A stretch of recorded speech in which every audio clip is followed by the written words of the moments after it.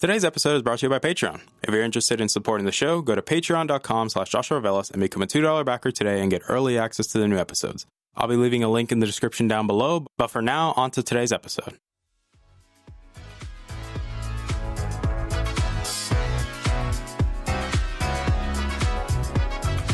You're listening to the Augment Experience podcast. I'm your host, as usual, Joshua Velas.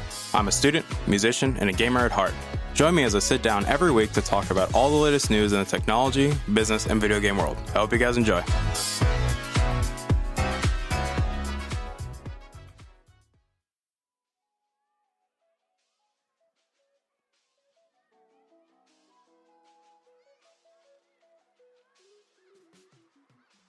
All right, everybody, welcome back to the show. My name is Joshua Velas. I am your host as usual, and obviously, welcome back to a Friday episode. It's been a while since we've done one, since like 2 weeks ago. But anyways, so obviously today, as you guys already expected, we have Juan back on the show. So hooray! I know a lot of people are making jokes about it because they're like, Josh, the amount of times you've had him on already, like, why don't you just make him a regular? And I'm like, true. Like, they're just making all these jokes, but like, obviously it's always fun to have Juan back on the show, especially because today's topic is going to be, I'd say, really fun. Realistically, it's fun because it's also, I'd say, very prevalent given the landscape of things nowadays with technology. I don't know, would you agree? Oh, for sure. Yeah, and thanks for having me back on. Was it third time's a charm? We'll get this right some podcast, folks, I promise. But obviously today, I know. Obviously, today's episode is going to be over mobile video editing, and I think I want to start off by making this, I'd say, very clear, where it's like, we've kind of in a day and age where it seems like this whole idea of being mobile and doing content creation, or I'd say production on the go, seems to be more prevalent nowadays with how far our gadgets have come. So, no, for sure. I don't know. Do you want to shed some light on that? Well, it's funny that we're seeing manufacturers' marketing finally catch up to the incredible community of people that have already been driving these devices past this notion of, well, consumers only use social media and make phone calls. I mean, we still have this idea of the phone as a very basic computer. And I would say since 2015, there's been a cadre of #mojo mobile journalists that have really been trying to push the limits on what you can do. I can't even claim a ton of credit for that. I kind of came into this around 2016, kind of on the back of a lot of work that was being done by reporters and journalists out in the field. And it's only gotten better, obviously, since then, as these devices have gotten more powerful. True. And I kind of find it interesting that you mentioned 2016, because I remember you brought that up previously, how people with, say, specifically Android phones from 2016 with a Snapdragon 835. Yeah, 835. 21 was 20 and 21. 820 and 821. That's right. And then 2017 is when we started having the 835s, and that's where I'd say I kind of caught a little bit more wind of it. But then obviously, if we're specifically focusing on mobile video editing, like, because that's what we want to focus on today, if just a little, I'd say like a little just side piece, like obviously for mobile video production, well, not video production, I'd say, audio production, then like there's people that have been before that point, and like in 2015, it was mostly sort of mobile warriors that were out there cutting on iMovie. I mean, like, this is actually one of those areas where Apple is now celebrating this idea. I mean, half of their keynote for the iPhone 11 Pro was based on the cameras, and a big chunk of that was also based on Filmic, which isn't in the iPhone. You have to buy Filmic, but they were showing, like, this is what you can do on an iPhone. But taking it back to 2015, 2016, it's funny, for me, it was seeing the split between Windows Phone and iPhone. iMovie was one of the first proper solutions for cutting up video clips, and Microsoft actually had a really solid video editing app for Windows Phone. Android took a while to kind of catch up, but now that now that we've seen some other entries, there's Power Director Mobile from Cyberlink. There's KineMaster on both the iPhone and Android, and then there are also a couple little streaming apps. Like there's an app called Prism, which has a built-in. It's not multi-track, but it is a built-in clips editor that works surprisingly well for putting video pieces together and throwing some music on it. This idea is becoming a lot more accessible. It's just not. I mean, it's not revolutionary. We've been doing this. It's just now the big companies are starting to incorporate some of that idea into their marketing. Yeah, especially like I just want to finish that little audio point I was mentioning, because obviously when we're talking about audio production and people that like making beats on the go, obviously I'm not referring to those headphones because we already have a strong opinion about those things to begin with. But now, obviously, beat making, a lot of people refer to Henny, which. Love Henny and love everything he does. Like, yeah, he's incredible. Like, guy, he's been incredibly blessed and just incredibly talented with what he does. And like, for sure, it's just incredible with what he's been able to do and how he's made his career with just being mobile. And to me, it's incredible. But obviously, for mobile video editing, like you mentioned, there's already applications in place that are now becoming more prevalent, especially when we look at more modern flagships like phones like this here, like Samsung phones. Obviously, the partnership with Adobe. And then obviously iOS has, now they're going more in the direction of relying more on these like professional cameras and using the cameras and using the microphones on the iPhones to make, I'd say, pro grade video, which obviously I know you're like, that. About that. Because obviously like your recent video that you did with the V50, I'd say that would, for people that haven't seen it, I'd recommend you go watch it because it's very informative in how, when you realize the big, like the scope of things and you kind of see the bigger picture, like, oh cow, so this is what actual pro video and pro settings actually look like. And totally, it's incredible because it's like, some people don't realize this, and it's not because they don't want to. I think it's just we've kind of lived in this market where we've just been so saturated at the one click and go, and it's kind of crazy. Well, and I don't think that's going to go away.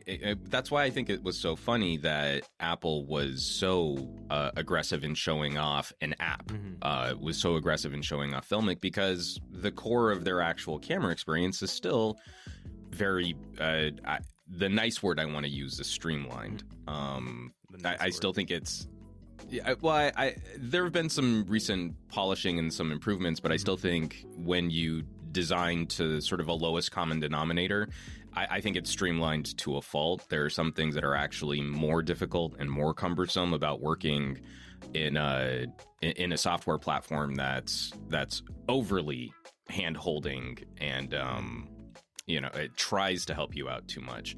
It's some of the things I don't like about the direction that Samsung's headed is let's get rid of these pro modes and pro features. And I think that does a disservice to anyone who's looking to shop an ultra premium device. We're talking about phones $800 and above. That might be a platform for someone to want to learn more about composition, more about content creation, and then now you make that journey even more difficult for them to try and search through this enormous catalog of apps where most of the apps are garbage. And when you do finally land on a really good camera, something like Filmic or Manual Pro Camera or some of these other options, they're still not going to be as feature complete as what we used to have when the manufacturer directly supported those advanced modes and that advanced usage. So it's 6 of one, half a dozen of another. I mean, like, I'm really happy that Apple is taking up the mantle of mobile gaming and mobile content production, but I wish that they would offer up more of this functionality directly out of the box while also working with their app developers and their partners. And I think I kind of noticed something in like how you were describing everything. It almost seems like they are trying to make this push, but it seems like they're not all in yet. And I think that's kind of something I'm noticing a little bit too, how you mentioned how with Samsung, like obviously when the Note 10 was launched and everybody was talking about it, that, they're like, oh, built-in video editor. Yeah, not really. It's pretty basic. It's pretty basic. Yeah. It almost feels like, it's not really that useful. And people were hyping it up and saying, and I remember, I think it was a comment in a video that I made where somebody was saying the Note 10 Plus is the best phone ever made, or they were saying that nothing in Android can compete with it. And I'm like, I don't know about that. That's debatable, I think, and it's rightly so, especially when we look at how, if we're specifically focusing on mobile video editing, our gadgets, like you even mentioned it, from an 835 plus, from 835 and above, people are able to edit video on their phones very easily. It's not challenging. It's just obviously, the stigma with the average consumer is that we would only use our gadgets for social media, calls, text, that's it, and just watch YouTube, and that's it. That's all we use them for. But as time went by, we've noticed how companies are starting to make this more transitional shift to actually pushing the boundaries of what their phones can do. Pushing either in gaming performance, obviously with pro video and pro audio, which I'd say LG and probably the Sony Xperia are probably, I think, tied with that. Well, I think LG's still above because of the hi-fi jack, but obviously Samsung and Apple, while they are like pushing strides, and I get it, they are the industry leaders in perspective categories, where it just seems like there's still, I'd say, like, obviously some disconnect, because obviously what people consider pro is not really pro, and what is pro, it just seems like it's underrated for some reason. Well, I think I don't think I'm being too controversial here in saying that the word pro has kind of lost all meaning in the consumer electronics space. No, I agree with you on that one. I agree. Yeah, I mean, like, when you have a PlayStation Pro, I mean that it's sort of an odd juxtaposition of terms. A professional gaming console, and we're not talking esports. We're just talking pro. Basically means a minor spec bump at a higher price, and that's kind of what I think consumers now. That's sort of the impression that consumers have with that, but there are still some important differences where when we start talking about these ultra premium electronics, that for that community of people out there who do have higher demands on what they expect out of a gadget purchase, there are still reasons to get that. But if you're the type of person who engages with gadget reviews, you watch someone pull out $1,000 phone, and then their idea of benchmarking it and using it is opening a couple social media apps and playing a game from like 2016. That's $300 phone territory. Phones in the $300 to $400 range tackle that kind of usage phenomenally well. There is no reason for someone to try and latch on to a $1,000 phone. And since the Snapdragon 835, since 2017, I think consumers have been scared, have been not tricked, but they've been intimidated into overbuying for processing power that they don't really need and they probably won't really use. But that's also where you would get the nicer camera, and you don't want to have a bad camera, so now you need to buy this $800 phone instead of this $400 phone. This is something that I think is changing pretty significantly, especially in like my circles of family and friends. The idea of picking up a $400 Nokia or Xperia or a Google Pixel 3a is now it's an exciting buy. They're excited to pick that up because they are just using it for social media communication and occasionally taking a few photos. $400 does that so well. But for the flip side, the other side of the market, if you're looking at these $1,000 solutions, these $1,000 phones, the main talking point I want people to start considering is, what other gadget can you disrupt with that? Because for a $1,000 phone, I expect that I shouldn't really need to always have a tablet or a laptop with me to get real work done. And video editing is a beautiful example of that, because we also have the camera on the device that I'm going to be capturing the footage with, feeding it directly into a timeline, and it's soup to nuts. Like, the entire production process is all done on one gadget, and that feels really good, and it's really fast, and it's very immediate. That's the kind of capability I want people to be considering when they're looking at these substantially more expensive gadgets. And I kind of like that you went to that point too, where like the good camera, and this has always been a contention point for a lot of people, especially when we start bringing in mobile video editing, is how good is the camera? Because a lot of people expect, when you want to create content or you want to include video in what you're already doing, they expect that you should buy a DSLR or you should buy like this red camera or like something very like something pricey or something that. Oh, quote, unquote, good. I'm still a camera snob. Yeah, I mean, I know I'm Panasonic, and I'm gonna be spending a little time with one of the newer Sony Alphas. Like, I mean, don't get me wrong, I love my mirrorless and my interchangeable lens cameras, but I think it's also fair to say that for a lot of people out there, the idea of carrying multiple gadgets isn't very popular anymore. Right now, you carry you leave the house with your phone. You might not leave the house with your wallet these days.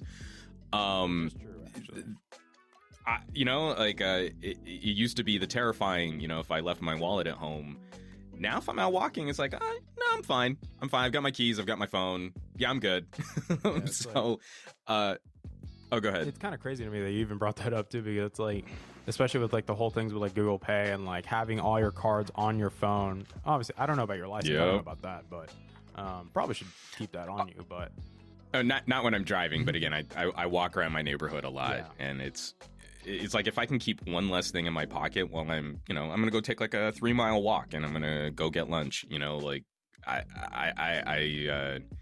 I don't feel like it's so mandatory that I've got my driver's license on me for that. I probably should, but it's not as fearful as it used to be. Like, I don't have access to all of my stuff. True. But yeah, getting back to this notion of performance. I mean, just to kind of set the stage, I've got a Huawei MateBook 13 that is originally retailed for $1,300, but now you can get it for around $1,000. It's a Core i7 slim laptop. It's very sort of competitive against the smaller MacBook Pro. It's a nice PC. It's a nice PC laptop. It's got a little NVIDIA chip. It's not like a hardcore GPU, but it does have dedicated graphics. I mean, this is a good machine.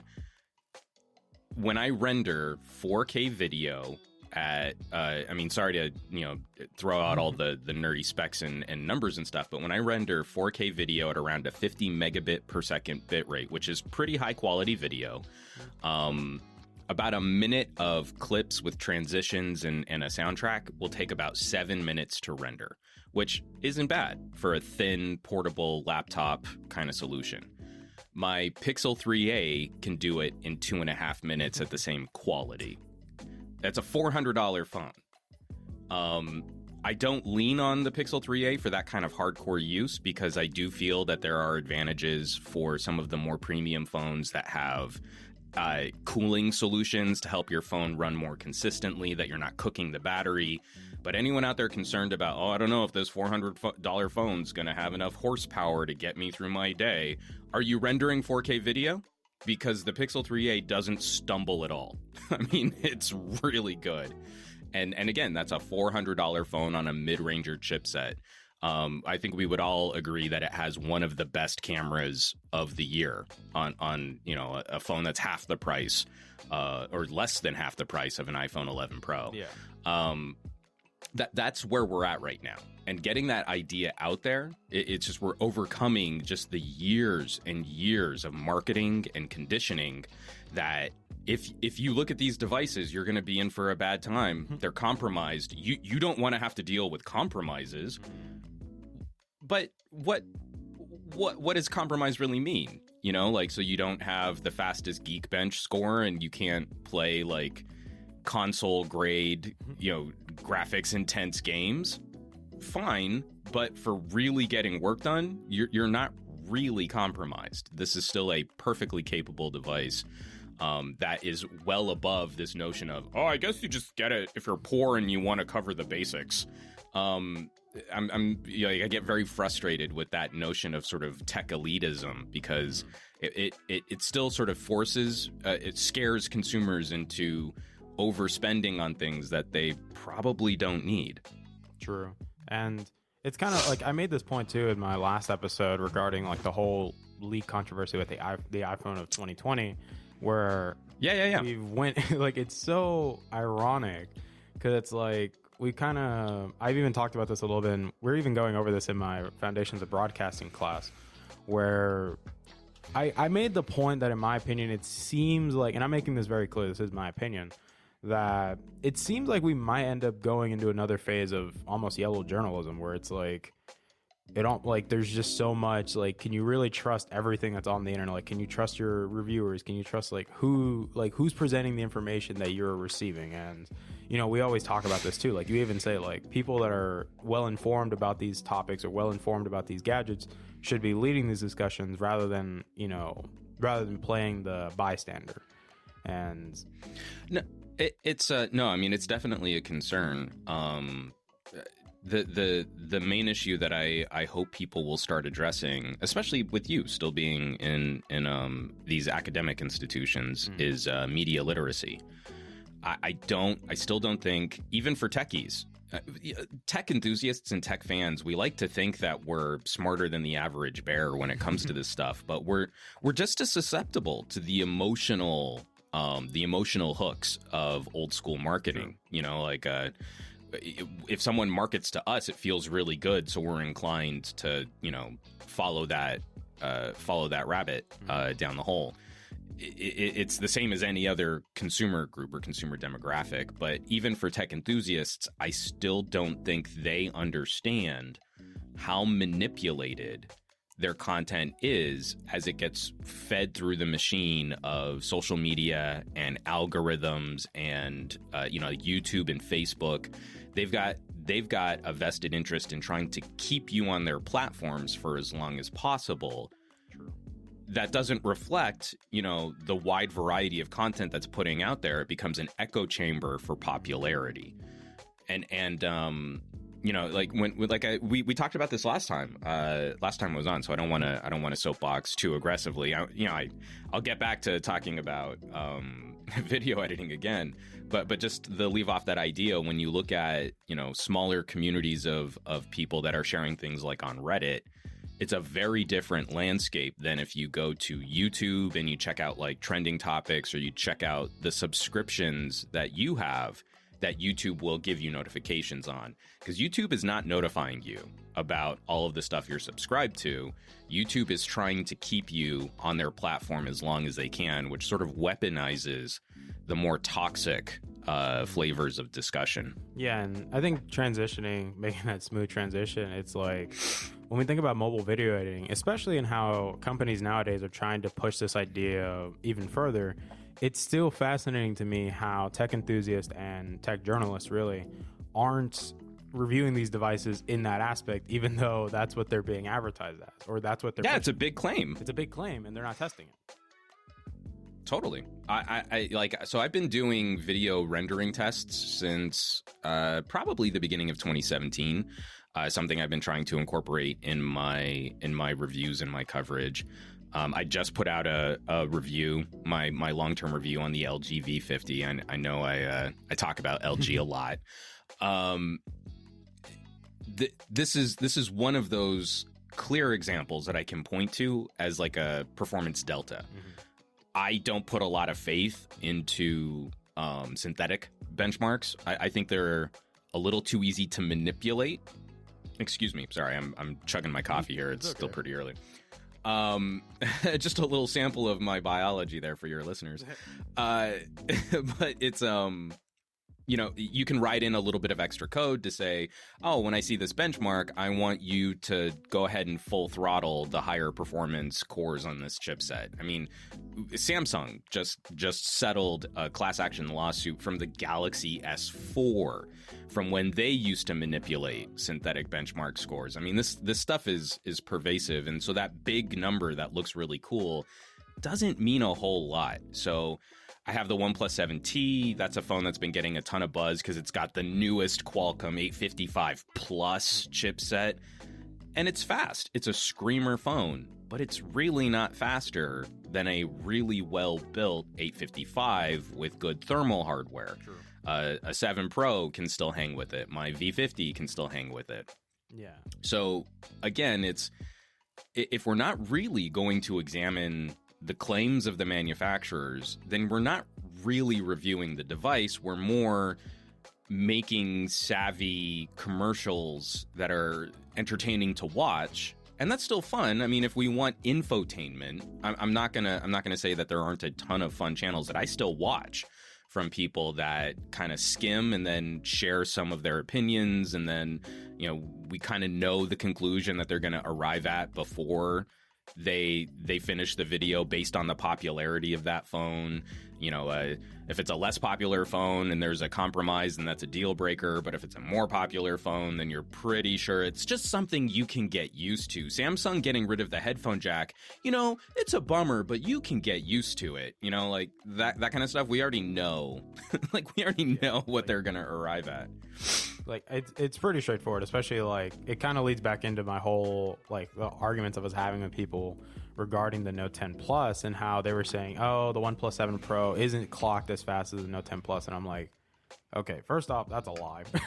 That's a clear lie. Like we all know I'm not saying there isn't any difference, but because obviously thermal performance is what dictates a lot of that stuff. But people that are saying that the Note 10 Plus is a faster phone than the S10 Plus and the OnePlus 7 Pro, to me, it kind of leads into the whole Samsung Nights thing where it's like, we're just going along with it, and to me it's just so crazy where it's like and it's rough because we want to have those conversations and we want to try and verify that information, but it's very difficult to quantify. It's very difficult to come up with a pithy, pleasing way to present this data. And if you're talking to a fanboy, then nothing's going to matter. Once they've adopted the Samsung lifestyle, then there's really no reasoning with because again, they didn't arrive at their Samsung fandom through reason. They arrived there through a more emotional hook. So you're not going to dissuade them. It's very cultish. You're not going to dissuade them from being a fan of that. But that's still why we continue to join this conversation. Every time I do a video on an LG, there are people who say, I had no idea this phone could do that stuff. I had no idea there was a phone that could do this kind of stuff. I'm still probably not going to buy them, but I'm really happy I know there's a phone that has some of these features out there. And I think it's important too, because it's like we're not trying to like sell phones. Like when people do phone reviews or things like that, we're not trying to sell them. It's essentially, I would say, my aspect and the way I view it, if I ever decide to do it, it would come down to presenting the information and let people decide. I'd give my conclusion, but that's not the be-all, end-all conclusion, which I feel like nowadays, I'd say a lot of people are taking tech reviewers' opinions and then saying these are the facts, like no matter what. These are facts. What he said. Oh, yeah. And obviously companies go along with it and, put quotes from people. Like, I know obviously everybody's referring to Marquez because he always shows up a lot. We love you, Marquez, but it is true. But again, that's influenced an entire sector of the tech discussion, and it has become, how do I want to phrase this sort of delicately, but it has become more of an infotainment confirmation bias machine. Like if you're a fan of Samsung, you're going to gravitate towards channels that confirm you made the wise purchasing decision. If you're a fan of Apple, you're going to gravitate naturally towards channels that reinforce you made the right purchase. And when I got into tech reviewing smartphones, and actually when I got into tech reviewing, Palm Pilot versus Windows Mobile PDA was kind of the big fight. So I'm dumb and old, but it's when I got into tech reviewing, there was a consumer population that was starting to show interest in mobile productivity, but this stuff was totally foreign. And so reviewing was a big part of every review was actually having to break down, like, this is how this stuff works. And these are some of the things about UI and why this is different from your computer. And there was more of an education happening because these things weren't pervasive.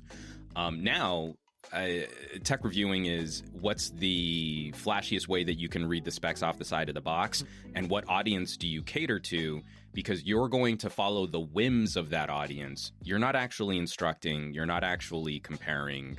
I feel like it's for my reviews, it's why I've shifted and I've become much more public and a lot more aggressive about this is how I use my gadgets.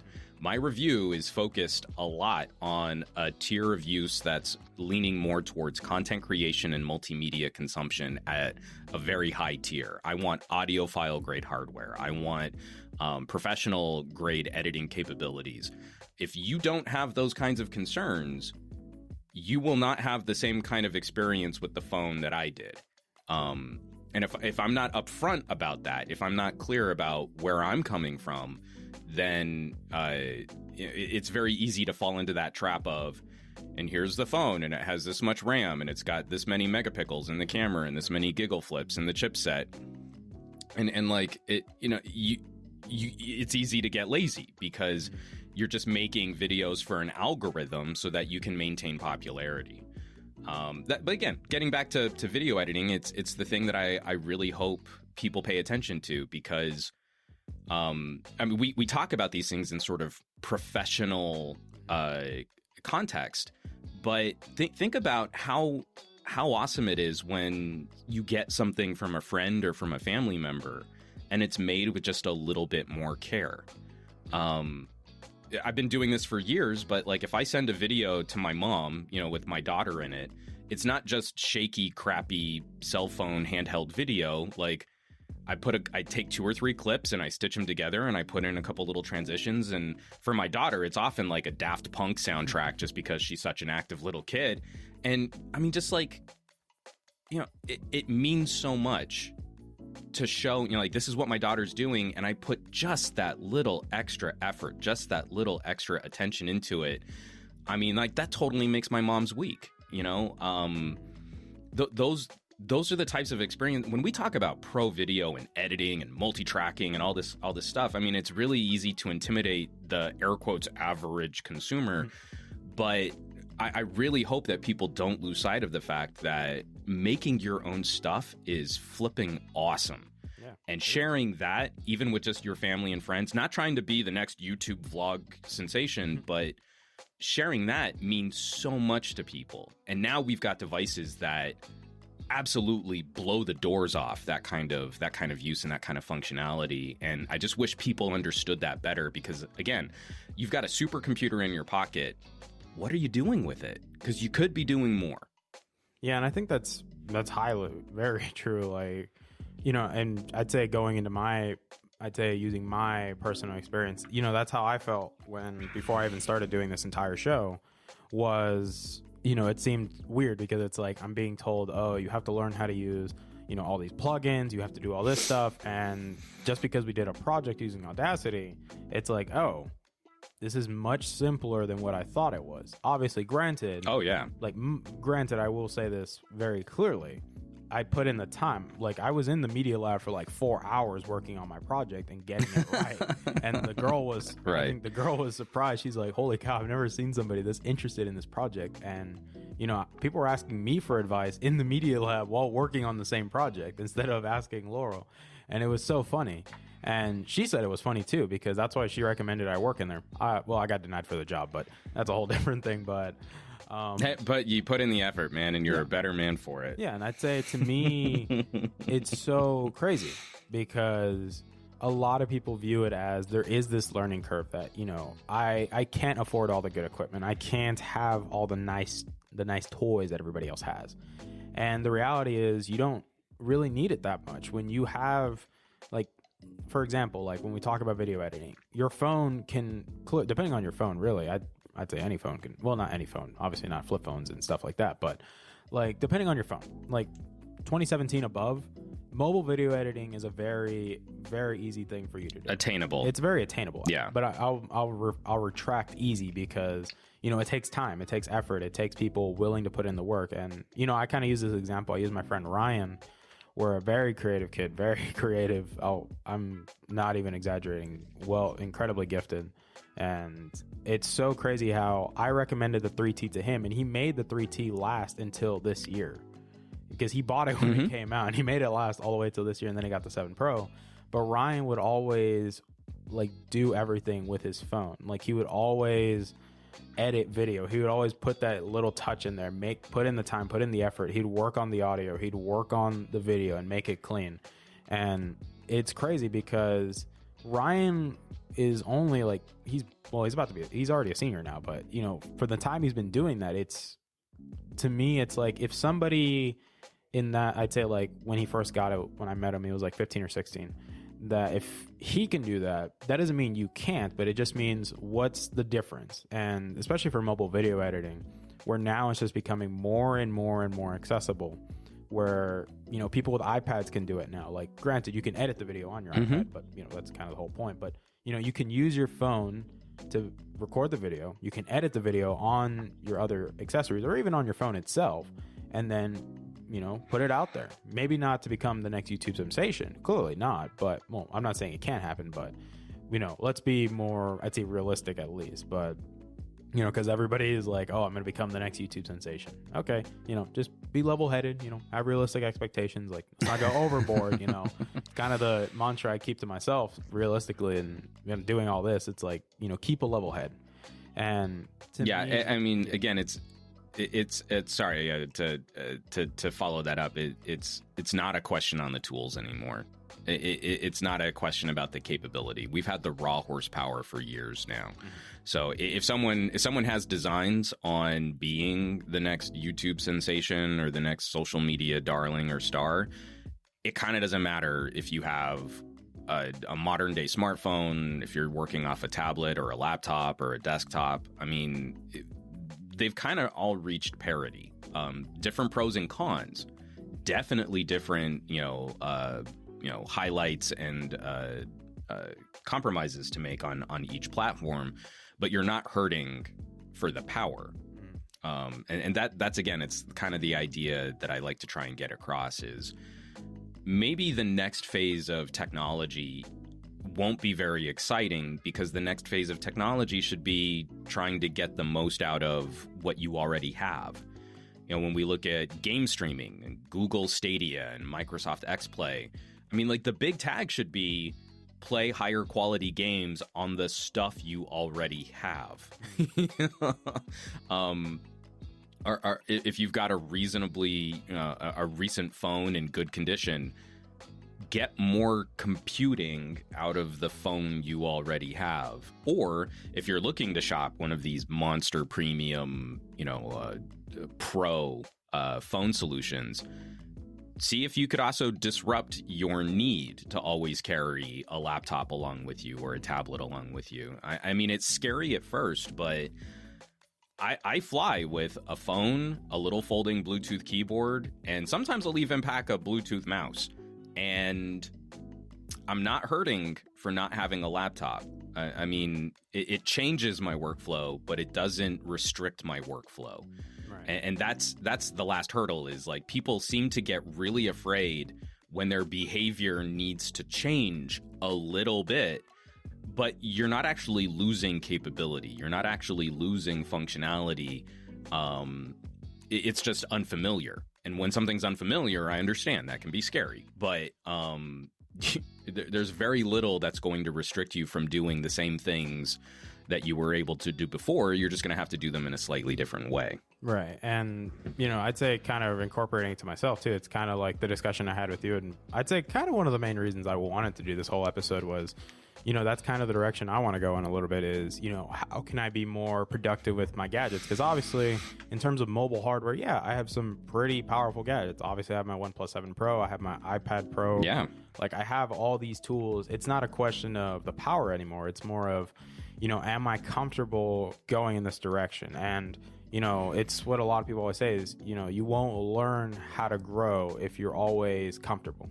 You can't just sit in your chair and go through it. And again, we keep selling these things on these performance improvements, but what are you doing? Are you still using your phone the same way that you were 5 years ago? I mean, what performance did you really need to improve? You can open Facebook, a half a millisecond faster because the clock speed got a bump. And especially you're looking at something like a OnePlus 7 Pro. Even if you look at last year's OnePlus 6T, we're now starting to see Windows PCs built on ARM chipsets, built on mobile chipsets. Yeah, the new Surface.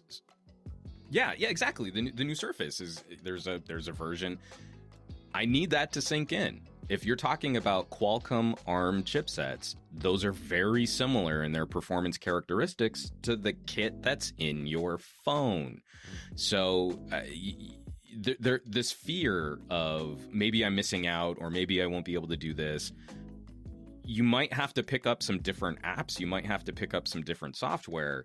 But again, it's not a power. I mean, it's not a horsepower. It's not a torque issue. It's a do you have the right software for the job? If you're running custom software from an IT department that built something specifically for your Windows PC, well, then obviously, yeah, you're going to run into some issues trying to find an Android equivalent.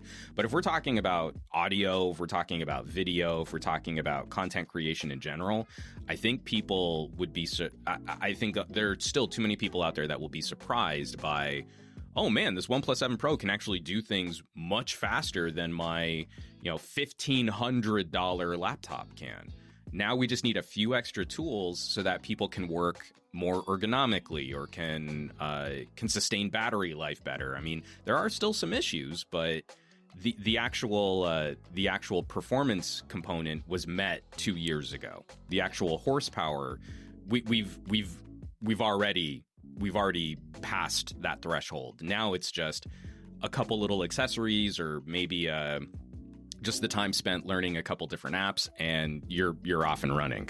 Yeah, and I think this is probably like the good home stretch that we're going into, because in terms of performance, especially Apple themselves, even before making the 11 Pro, when they made the 2018 iPad Pro, it was pushed in that direction that content creation is key. And obviously a lot of people like Jonathan Morrison, when they started pumping out the reviews of it, I like Jonathan's approach to how he showed off the 2018 iPad Pro. To me, it was very impressive. And it's not only because, well, Jonathan's incredible when it comes to behind the camera. He's phenomenal at it. And I appreciate, it's insane. But it's just the detail. I'd say that to me, in viewing it, and I can see where he was coming from and the detail he put into it, where he showed you, I'm going to edit 4K video on this iPad and I'm going to show you how fast it can do it. And to me, it was incredible because obviously, yes, he's also two sides of the coin. He's showing the camera pointing at him and then also what's on the display. And to me, it was so, I'd say, refreshing, because a lot of his viewers, and I'm reading through the comments too, it was a lot of people were like, I didn't know you could do this. It's just so uncomfortable. And obviously he's using LumaFusion, which obviously LumaFusion, thanks to people like Henny and, more people pushing, because it is a very good option for people in iOS or, for people that have iPads. Yeah, actually, I mean, it's worth pointing out. If you're on iOS, I would say LumaFusion, LumaTouch is probably the best option. KineMaster is really good too, though. It's just really going to be that familiarity. If you like the way that the timeline is organized better in KineMaster, that might be the better fit for you. And then on Android, the top two are KineMaster and Cyberlink's Power Director. And I'm hoping that we'll see Adobe Rush catch up with better support for a wider variety of devices. But I still find that the Adobe Rush feature set is still a bit behind what you can do on Luma or on Power Director. But we have every expectation that Adobe will catch up. They're going to leverage their cloud services and their cloud storage, project management, and that'll make for an excellent solution too. So the landscape is pretty broad. I mean, there are some really good options for folks to take advantage of this stuff. But if you didn't know, how would you have found what is the best video editing app for iOS? I mean, you've got a handful of people out there making videos on it, and that's about it. Even Apple hasn't shown that off. They spent a whole bunch of time in their keynote talking about a camera app, but they didn't show advanced editing. So for all of their, we're going to make pro video, and look, we even edited this on an iPhone. You're like, okay, I know you can do some stuff like that in iMovie, but if you really wanted to stitch together a really good video, you need something more robust than iMovie. And again, it's so difficult sort of pushing that idea out there if you also don't tell consumers what are the tools that you might want to use to get something like that done. Yeah, and I think that's kind of the important thing when you have, I'd say, people like yourself, or obviously for people that want to do music production, things like that. Henny like I mentioned before, Henny has done some incredible work. He puts a lot of thought and detail in what he does, and he's gifted. Henny is incredibly gifted, and it's incredible how there's resources out there, and this is kind of where I feel like it would be a good place. Not I wouldn't say to leave it, but to lead into our final thoughts, where there's so many resources out there that as consumers we have so much access to, especially because it's on the internet. It's free. You can just look it up. But the problem is are you willing to use those resources? That's the question. It's not if it's available. No, it's when do you want to dive in? It's when do you want to jump into the deep end of the pool? And some people, that's scary. It is. For some people, they're terrified because they're like, oh, I mean, obviously I'm using metaphor right now. Like, they're afraid to jump into the deep end of the pool because they don't know if they're going to sink or swim. And well, and that's the thing that I try not to be elitist about. I'll be elitist about a lot of things, but people who are genuinely trying to seek out information on this, I mean, I think we all need to acknowledge it's still the job still hasn't been done right.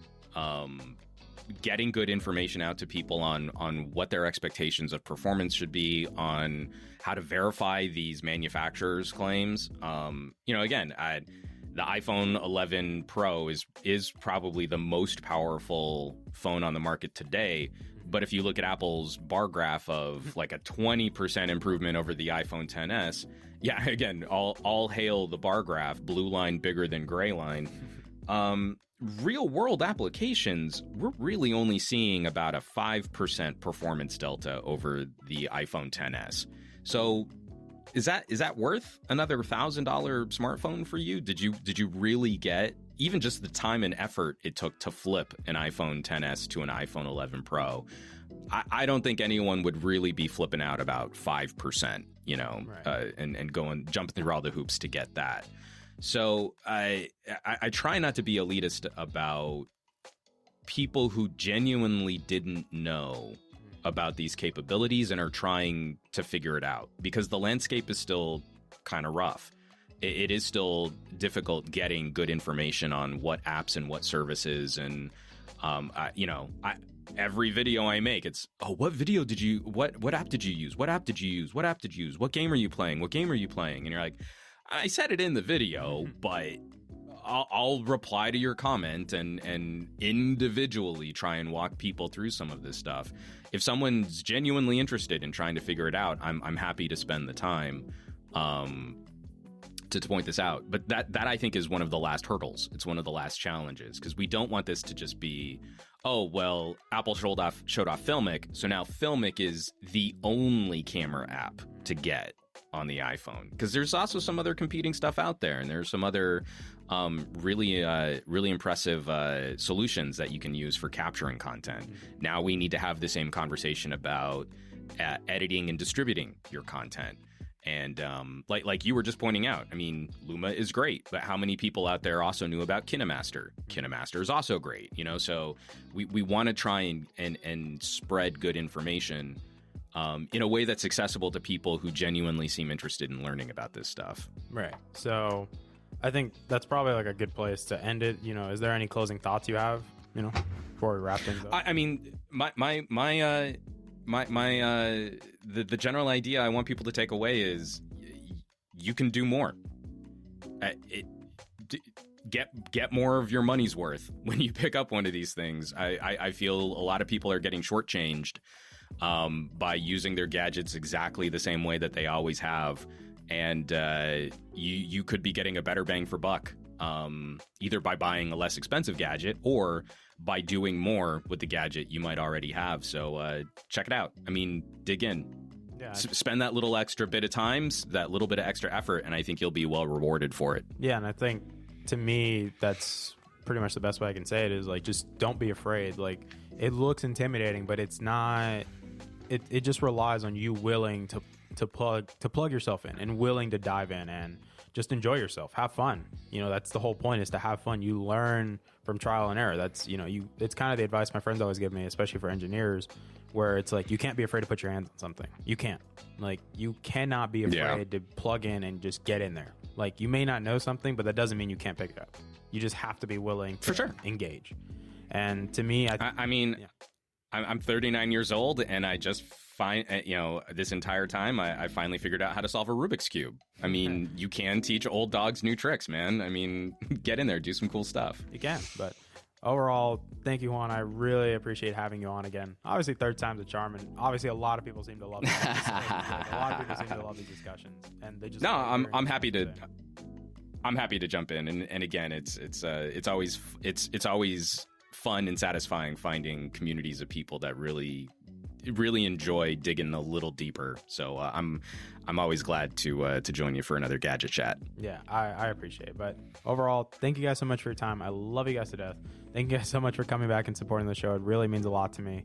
Obviously, Patreon backers, love you guys to death. Obviously, I'm referring to you, Gilberto. I know, the soul backer, the lone wolf. But thank you guys so much for your time. I appreciate it. I hope you guys enjoy it and just enjoy this discussion. I hope you guys walk away with, better insight. So thank you guys for your time. Love you guys to death. Have yourselves a wonderful weekend. Don't do anything dumb. Like, obviously, I think that's pretty straightforward. Just don't do anything dumb and illegal.